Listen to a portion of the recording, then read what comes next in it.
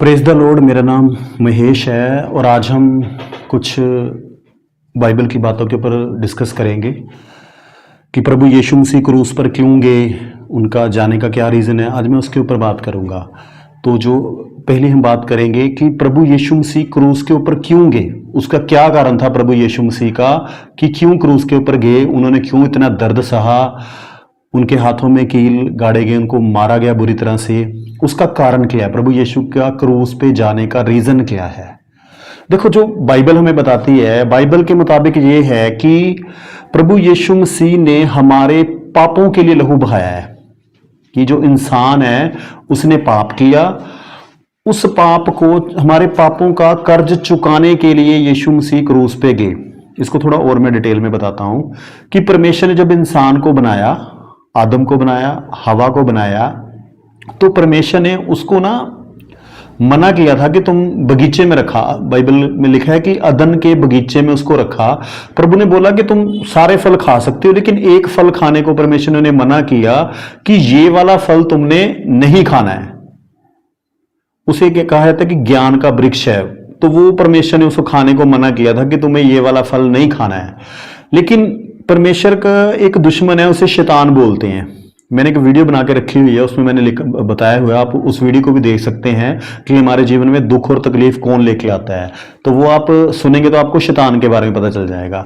तो शैतान ने क्या किया, आदम और हवा को से बात करी और उनको बोला, पहले उसने हवा से बात करी, आदम के पास सीधा नहीं गया, वो हवा से बात करी और उसने बोला कि तुम ये फल खा लो, तुम परमेश्वर के स्वरूप, तुम परमेश्वर के समान हो जाओगे।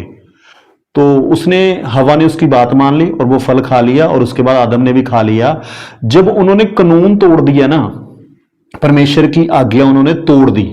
अब आज्ञा को तोड़ने की वजह से उनके जीवन में पाप आ गया, शैतान का अंश आ गया। बाइबल ये कहती है कि जिसकी हम आज्ञा मानते हैं उसके हम दास बन जाते हैं। अब यहां पे आदम और हवा ने चुनाव क्या करा, किसकी बात मानी, शैतान की बात मानी। तो वो शैतान के कंट्रोल में चले गए और परमेश्वर से वो दूर हो गए, वो परमेश्वर से दूर हो गए, उनका रिश्ता परमेश्वर के साथ टूट गया।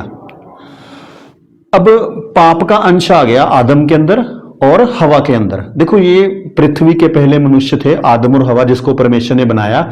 आगे उनके बच्चे हुए, आगे उनके बच्चे हुए, ऐसे करते करते करते पूरी धरती पे इंसान फैल गए। यानी कि हम सभी लोगों का, जो आदम के वंश से ही हम सभी लोग आ रहे हैं, धरती पे जितने भी लोग हैं वो आदम के थ्रू ही वंश बढ़ा और संसार में इतने सारे लोग आ गए। तो अब क्या हो गया, जो इंसान है ना वो जन्म से ही पापी है, उसके अंदर पाप का अंश आ गया और इंसान के अंदर इतनी ताकत नहीं है कि वो इस पाप के साथ लड़ाई कर सके।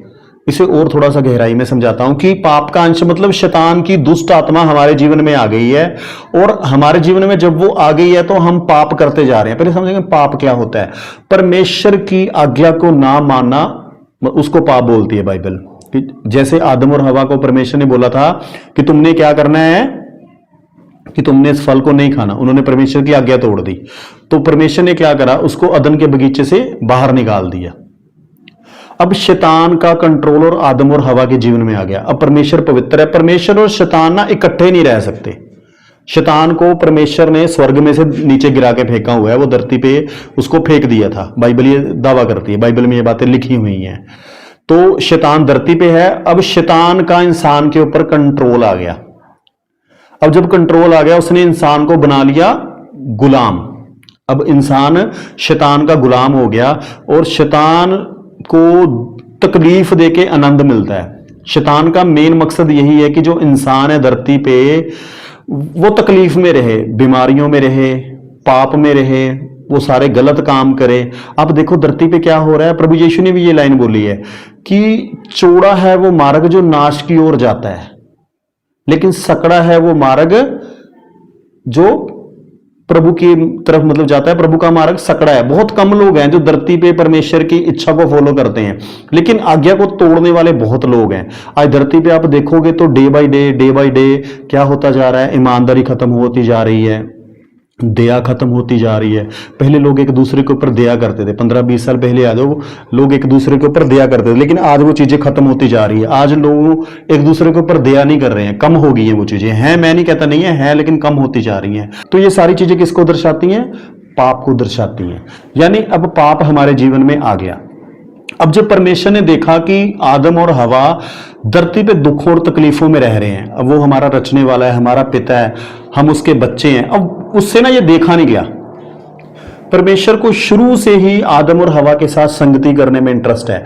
जैसे माँ बाप अपने बच्चों में कितने खुश होते हैं, बच्चों से कैसे मतलब उनके साथ बैठना उठना बातें करनी उन्हें कितना अच्छा लगता है।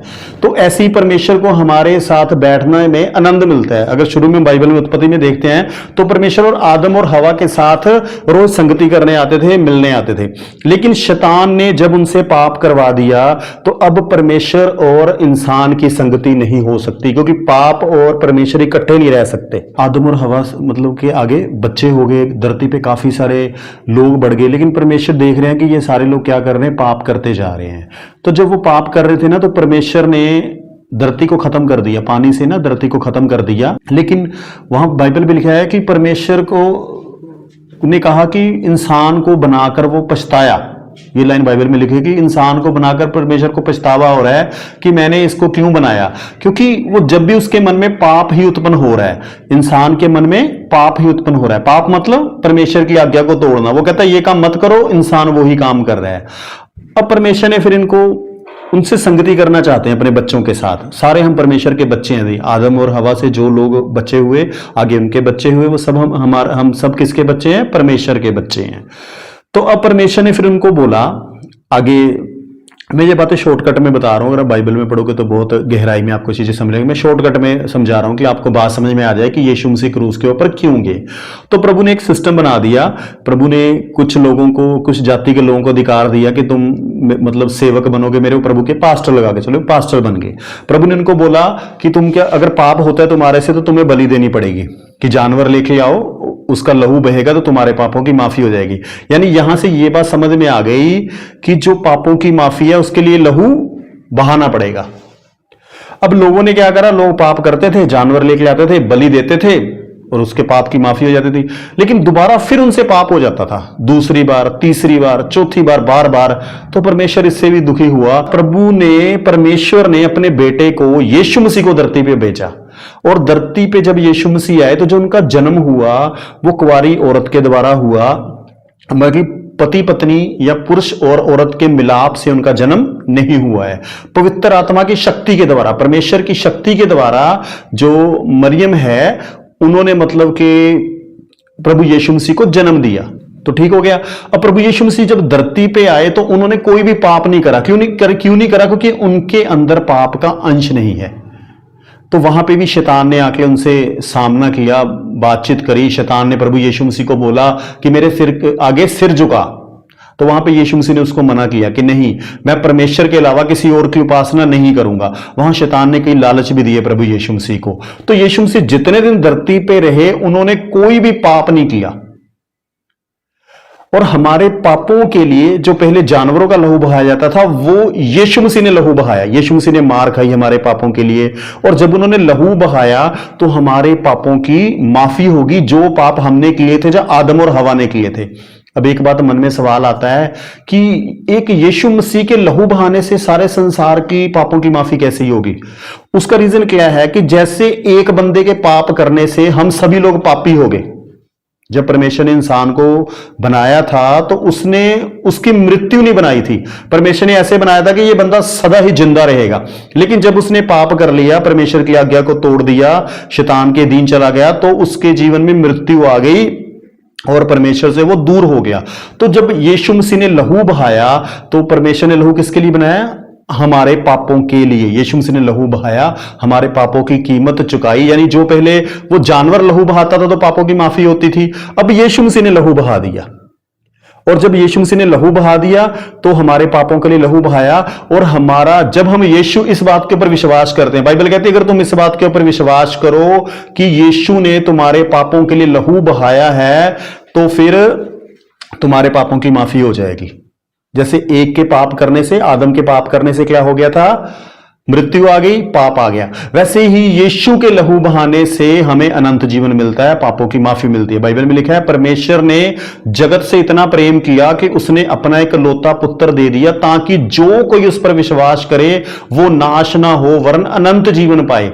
परमेश्वर हमें अनंत जीवन देना चाहता है। अनंत जीवन, सदा का जीवन हमारी आत्मा को देना चाहता है। देखो, शरीर तो हमारा नष्ट हो जाएगा, 70-80 साल जो हमारे हैं, लेकिन आत्मा हमारी सदा ही जिंदा रहेगी। तो जब हम यीशु मसीह के ऊपर विश्वास करते हैं कि हाँ प्रभु यीशु, आपने मेरे पापों के लिए लहू बहाया है, पापों से माफी मांगते हैं, तो प्रभु हमें क्या कर देते हैं?